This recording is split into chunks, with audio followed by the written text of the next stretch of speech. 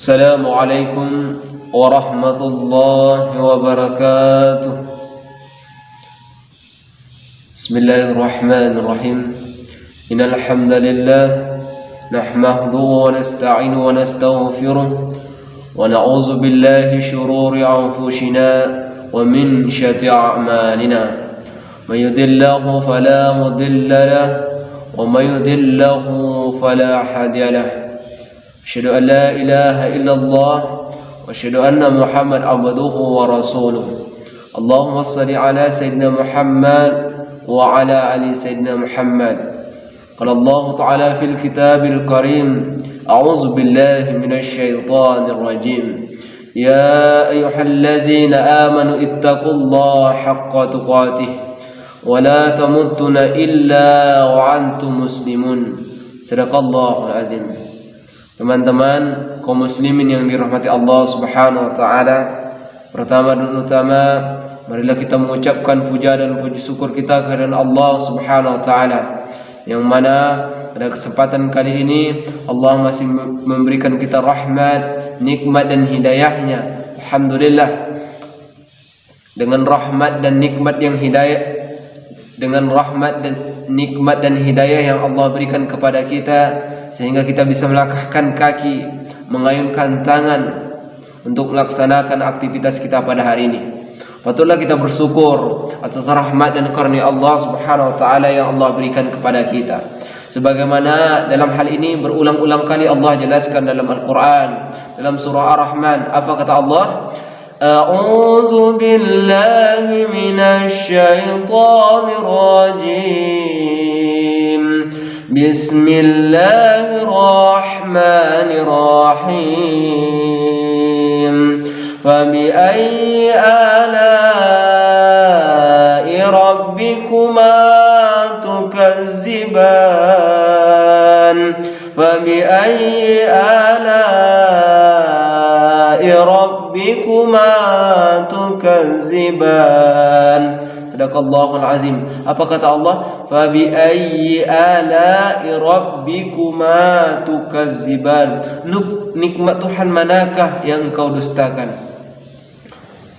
Selanjutnya, selawat dan salam marilah kita ucapkan kepada baginda Nabi besar Muhammad sallallahu alaihi wasallam, sebagaimana Allah dan para malaikat berselawat kepada beliau dengan mengucapkan Allahumma shalli ala sayyidina Muhammad wa ala ali sayyidina Muhammad. Karena berkat perjuangan beliaulah kita bisa merasakan nikmatnya Islam, nikmatnya iman, nikmatnya Al-Quran, nikmatnya hidayah, nikmat menyambung silaturahim, dan berkat perjuangan beliaulah tegaknya kalimat La ilaha illallah di muka bumi ini.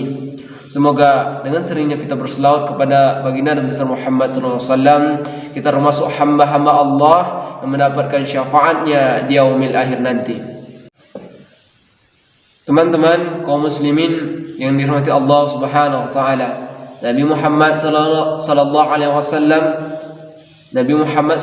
wasallam adalah seorang nabi dan rasul yang diutus oleh Allah Subhanahu wa taala untuk mendakwahkan agama Islam ini kepada seluruh umat manusia. Teman-teman kaum muslimin yang dirahmati Allah Subhanahu wa taala, ketika Nabi Muhammad sallallahu alaihi wasallam mendakwahkan agama ini, mendakwahkan agama Islam di kota Mekah, pada tahun 619 Masehi meninggallah istri beliau yang bernama Siti Khadijah, salah seorang yang mendukung dakwah Nabi Muhammad SAW baik dalam keadaan susah maupun dalam keadaan senang. Setelah meninggal istrinya, istri beliau yang bernama Siti Khadijah, meninggal pula pamannya yang bernama Abu Talib yang melindungi beliau ketika beliau mendakwahkan agama Islam ini dari orang-orang yang membenci agama Islam, dari orang-orang yang pengen memberhentikan dakwah Nabi Muhammad, dari orang-orang yang memusuhi Nabi Muhammad SAW, dan dari orang-orang yang tidak suka terhadap Islam. Setelah istri dan paman Nabi Muhammad SAW meninggal, orang-orang Quraisy merasa bangga, merasa senang mereka, sehingga mereka tidak ada penghalang lagi untuk menghentikan dakwah Rasulullah SAW. Rasulullah SAW merasa tidak nyaman untuk berdakwah lagi di kota Mekah, sehingga beliau berpikir untuk meninggalkan kota Mekah, untuk mencari tempat baru, untuk meminta pertolongan dan untuk mendakwah, sekaligus untuk mendakwahkan agama Islam ini. Lalu beliau pergilah ke kampung Taif. Teman-teman kaum muslimin yang Allah Subhanahu wa taala, apa yang terjadi ketika beliau sampai ke kampung Taif? Teman-teman kaum muslimin yang dirahmati Allah Subhanahu wa taala, apa yang terjadi ketika Rasulullah SAW sampai ke kampung Taif? Bukannya Rasulullah SAW dibalas, bukannya Nabi Muhammad SAW dibalas dengan kebaikan, malah Nabi Muhammad SAW dipukuli dan disakiti. Padahal Nabi Muhammad SAW ke kampung Taif hanya untuk menampaikan agama Allah, bukan untuk mencari makan, bukan untuk mencari harta, bukan untuk mencari jabatan. Tapi Nabi Muhammad SAW agar supaya mereka kampung Taif mendapatkan hidayah, agar orang-orang Taif kenal Allah, agar orang-orang Taif selamat dunia dan akhirat. Tapi apa yang dibalas oleh mereka kaum muslimin, teman-teman yang dirahmati Allah Subhanahu wa taala? Rasulullah SAW, Nabi yang mulia, disakiti, dihina, bahkan dilempar dengan batu.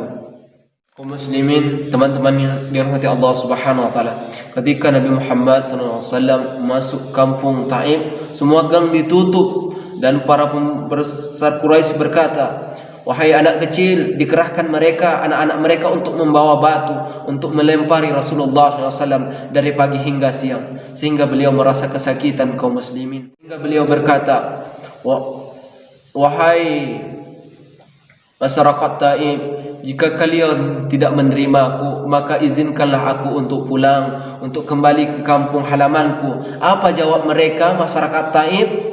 Wahai Muhammad, engkau masuk ini tanpa izin, engkau harus mati di sini. Mendengar perkataan itu, Rasulullah SAW hanya terdiam. Rasulullah berkata lagi, wahai kampung Taif, jika engkau tidak menerima ajaran yang aku dakwahkan, maka izinkanlah aku untuk pulang. Maka masyarakat Taif berkata, engkau masuk di sini tanpa izin, engkau harus mati di sini. Tiba-tiba Allah Subhanahu wa taala menggerakkan hati mereka. Seorang dari mereka berkata, jika Muhammad mati di sini, kita akan berurusan dengan kabilahnya. Maka kita lepaskan aja Nabi Muhammad, tapi kita bikin dia kapok, kita bikin dia tidak selamat dari sini. Ketika Nabi Muhammad SAW hendak keluar dari kampung Taif, semua gang ditutup oleh masyarakat Taif. Hanya tinggal satu jalan yang hanya bisa Nabi Muhammad lewati, jalan yang hanya satu-satu jalan untuk Nabi Muhammad keluar dari kampung Taif. Apa yang terjadi kaum muslimin rahmati Allah Subhanahu wa taala? Rasulullah SAW ketika beliau melewati jalan itu, semua pemuda Quraisy, semua masyarakat pembesar kampung Taif disuruh pemuda-pemuda untuk membuat dua barisan, sehingga ketika Nabi Muhammad SAW keluar dari situ, baru saja beliau melewati orang yang pertama, beliau langsung dipukul dari depan kaum muslimin. Jatuh, beliau dipukul lagi dari belakang, sehingga beliau jatuh, dipukul lagi, jatuh, dipukul lagi. Begitu terus menerus sampai beliau keluar dari kampung Taif kaum muslimin. Alangkah sakitnya dirimu ya Rasulullah pada saat itu, padahal engkau hanya pengen menyebarkan agama Allah, hanya pengen orang kampung Taif mengucapkan kalimat La ilaha illallah Muhammad Rasulullah. Teman-teman kaum muslimin yang dirahmati Allah Subhanahu wa taala, ketika Nabi Muhammad keluar dari kampung Taif, Nabi Muhammad SAW menoleh ke kiri dan ke kanan untuk mencari tempat istirahat. Kini badan beliau tersakit. Bayangkan kaum muslimin, beliau jatuh, dipukuli lagi, jatuh, beliau dipukuli lagi, jatuh, beliau dipukuli lagi, demi menegakkan agama Allah kaum muslimin, demi supaya manusia mengenal Allah, demi supaya manusia selamat dunia dan akhirat. Itu begitu perjuangan Rasulullah SAW. Ketika beliau keluar, beliau menoleh ke kanan ke kiri, nampaklah suatu pohon kurma, lalu kurma yang rindang, lalu beliau beristirahat di situ. Teman-teman kaum muslimin yang Allah Subhanahu wa taala, ketika Rasulullah SAW berteduh di pohon kurma yang rindang itu, lalu beliau menghadapkan muka kampung Taif lalu berdoa, ya Allah, ampunilah mereka. Kampung Taif, jangan siksa mereka ya Allah. Baru saja seperti itu, bayangkan kaum muslimin yang Allah Subhanahu wa taala. Rasulullah SAW, beliau disakiti, dipukuli sehingga sakit yang tiada tara yang beliau rasakan. Tapi apa doa mereka? Apa doa Nabi Muhammad SAW? Beliau masih berdoa kepada Allah supaya tidak menyiksa orang-orang Taif. Itulah Rasulullah SAW. Luar biasa perjuangan beliau dalam menyebarkan agama Islam, mendakwahkan agama Islam supaya orang mengenal Allah Subhanahu wa taala. Tiba malaikat Jibril datang dan berkata, "Ya Muhammad, alahkan kejamnya, sombongnya umatmu itu." Apa jawab Rasulullah? Rasulullah hanya terdiam. Nabi Muhammad SAW hanya bisa terdiam. Lalu malaikat Jibril berkata lagi, "Ya Muhammad, alahkan kejamnya masyarakat kaummu itu." Apa jawab Nabi Muhammad? Nabi Muhammad SAW hanya bisa terdiam. Dan Nabi Jibril berkata lagi, "Ya Muhammad, alahkan kejamnya masyarakatmu itu, kaummu itu. Kalau engkau mau akan kuangkat gunung Taif ini, akan kutaruhkan, akan kuhempaskan di atas kepala mereka." Nabi Muhammad yang tadinya lemah gemulai mendengar perkataan Jibril seperti itu, lalu bangun Nabi Muhammad SAW dan berkata, "Jangan malaikat Jibril, jangan siksa mereka karena mereka berbuat seperti itu karena mereka tidak tahu." Masya Allah, Nabi Muhammad SAW ketika beliau disakiti, beliau tidak membalas dengan hal tersebut. Tapi ketika beliau disakiti malah beliau mendoakan kaum muslim. Ini yang harus kita contoh. Ketika kita tersakiti, jangan kita balas pula dengan hal yang sama, tapi kita doakan saudara-saudara kita. Semoga Allah Subhanahu wa taala memberikan hidayah. Dan Nabi Muhammad SAW berdoa kepada Allah Subhanahu wa taala, "Ya Allah, ampunilah mereka kampung Taif, masyarakat Taif ya Allah. Jangan siksa mereka ya Allah, karena mereka berbuat seperti itu karena mereka tidak tahu ya Allah." Rasulullah SAW, Nabi Muhammad SAW. Teman-teman kaum muslimin yang dirahmati Allah Subhanahu wa taala, kalau kita lihat dari sejarah, itulah perjuangan Rasulullah SAW. Baik itu dalam perang Badar, baik itu beliau berdakwah ke kampung Taif, baik dalam peperangan beliau rela mengorbankan diri beliau, rela beliau disakiti, rela beliau dihina, dicaci demi menegakkan kalimat la ilaha illallah. Allahumma shalli ala sayyidina Muhammad. Patutlah kita berselawat kepada beliau. Kalau tidak ada perjuangan Rasulullah SAW, kita tidak mengenal apa itu Islam, kita tidak mengenal apa itu iman, kita tidak mengenal apa itu Al-Quran, kita tidak mengenal apa itu hidayah, bahkan kita tidak mengenal Allah Subhanahu wa taala. Berkat perjuangan Rasulullah SAW kaum muslimin, kita bisa merasakan nikmatnya Islam, nikmatnya iman, nikmatnya hidayah, dan nikmatnya menyambung silaturahim. Patutlah kita berselawat kepada beliau. Patutlah kita berselawat kepada beliau. Semoga kita hamba-hamba Allah yang selalu mendapatkan syafaat beliau di akhirat nanti. Semoga kita termasuk hamba-hamba Allah yang pernah bersama Rasulullah SAW masuk surganya Allah Subhanahu wa taala di akhirat nanti. Amin Allahumma amin. Kaum muslimin, teman-teman yang dirahmati Allah Subhanahu wa taala, sejarah itu bukan hanya kisah masa lalu. Sejarah itu bukan hanya kisah masa lalu yang tidak berlaku di waktu sekarang. Tapi sejarah itu adalah kisah masa lalu yang harus kita ambil pelajaran untuk melangkah ke masa depan, supaya kita melangkah masa depan mendapatkan kebahagiaan dunia dan akhirat. Kalau kita lihat sejarah kaum muslimin sebagai contoh besar untuk umat Islam, lihatlah Firaun, banyak hartanya, tinggi jabatannya, tapi taqullah, dia tidak bertakwa kepada Allah Subhanahu wa taala, Allah tenggelamkan harta dan dirinya. Lihatlah Qarun kaum muslimin, banyak hartanya, tapi taqullah,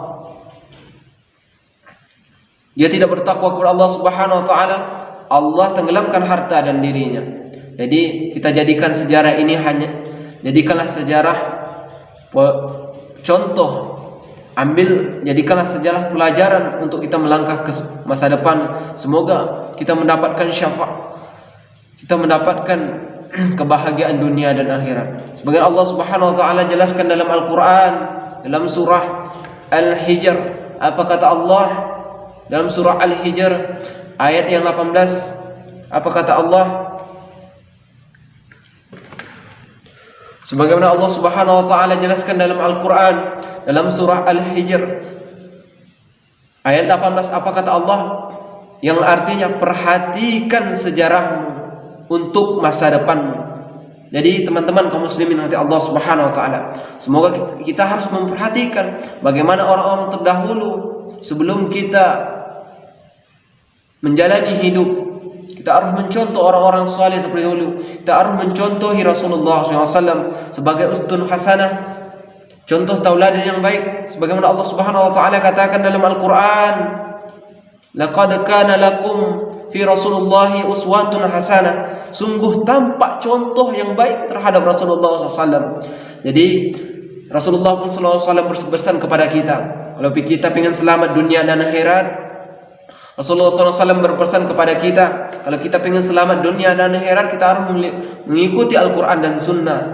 Kita harus mengikuti apa yang diajarkan Al-Quran dan yang diajarkan oleh Sunnah Rasulullah SAW. Baik itu dalam kehidupan kita, baik itu dalam berkeluarga, baik itu dalam menuntut ilmu, baik itu dalam bermusyawarah, baik itu dalam bermasyarakat, bahkan dalam berpolitik, dalam memimpin negeri sudah diajarkan oleh Rasulullah SAW. Kadang-kadang hidup kita sering sekali tidak sesuai dengan Al-Quran dan Sunnah. Sering kita melanggar demi untuk mendapat dunia. Kita rela melanggar apa yang ditentukan oleh Allah Subhanahu wa taala. Kita rela mengambil demi untuk mendapatkan kebahagiaan dunia. Kita rela mendapatkan harta dengan cara yang haram demi mendapatkan kebahagiaan dunia.